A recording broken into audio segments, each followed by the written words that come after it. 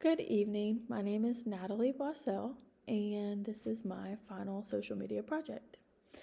So, I chose Emerging in Early Adulthood, which is 26 to 46, according to our OER book. So, according to the OER, people in their mid-20s to mid-40s are considered to be in early adulthood. By the time that we reach early adulthood, our physical maturation is complete, although height and weight and those sorts of things increase slightly. Those in their early 20s are probably at the peak of their psychological development. I am 29 years old, and I'm pushing 30 next month, and I totally joke that it is a horrible thing to be turning 30, but it really doesn't bother me. I'm looking forward to my 30s and all the things that I plan to accomplish during my 30s. So,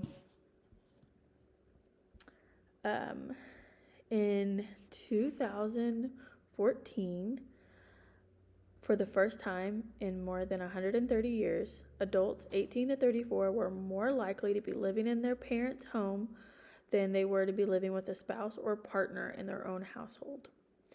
And this makes me think back to a discussion board that we did about if we agree with kids moving back home after college or military or something like that. And I think it's a great thing. I think it's a great thing that adult children feel that they can move back home to get on their feet or whatever the reason may be. I, however, got pregnant at 20, and then later, a few months later, after finding out, I was married to my children's father. So that was different for me. Excuse me. I have almost been married for 10 years now with 2 beautiful children. Otherwise, I could have been a part of that statistic because I don't see myself having gone off for college. I probably would have stayed home with my parents.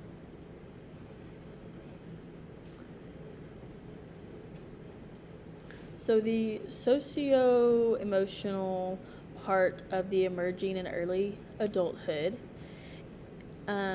it covered several different relationships that people of that age have. One that stuck out to me was hooking up and meeting spouses or significant others online.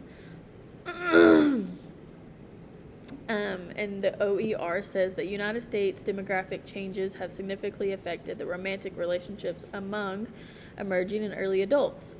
Previously, the age for puberty has declined, while the times for one's first marriage and first child have been pushed to older ages.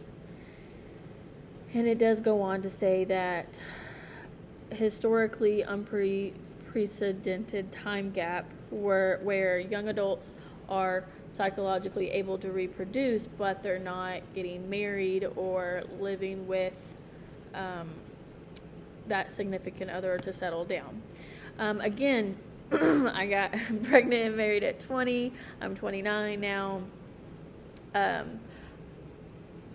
It is crazy. It's to look back and think my entire 20s were me being a mom and a wife, and it did put a lot of things on the back burner for me as far as growing as a young adult. I was mom and wife. I wasn't really trying to find my identity and who Natalie is. And so I was thinking a lot about that while doing this project and looking over the book. And so as far as a 5-year plan that I would love for myself is that I am doing my bachelor's program right now. I plan to get my master's I plan to be a SPED, a special education teacher for autistic children.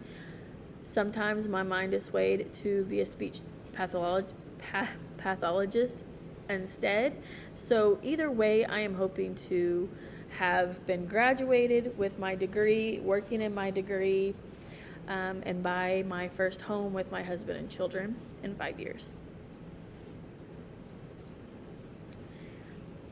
The ways people are finding love has changed with the advent of the internet.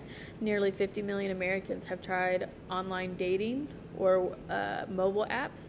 I thought it was funny because I did meet my husband on Facebook. So, cognitive for emerging in early adulthood. According to Pigot's theory, adolescents acquire formal operational thought. The hallmark of this type of thinking is the ability to think abstractly or to consider possibilities and ideas about circumstances never directly experienced.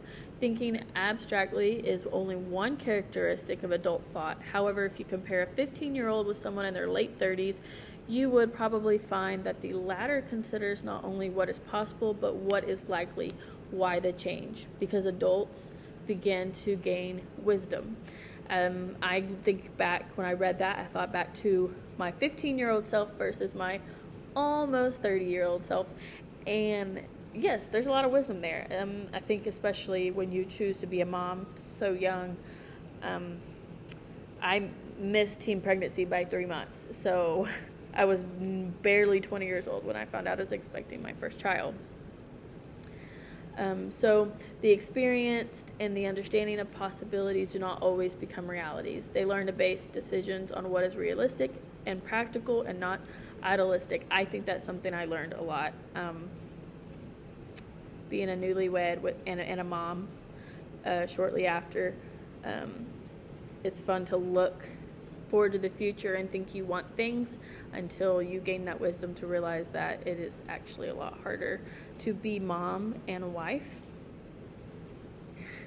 It's not the white picket fence. It's a lot of hard work and putting everything of yours on the back burner, all your ideas and dreams.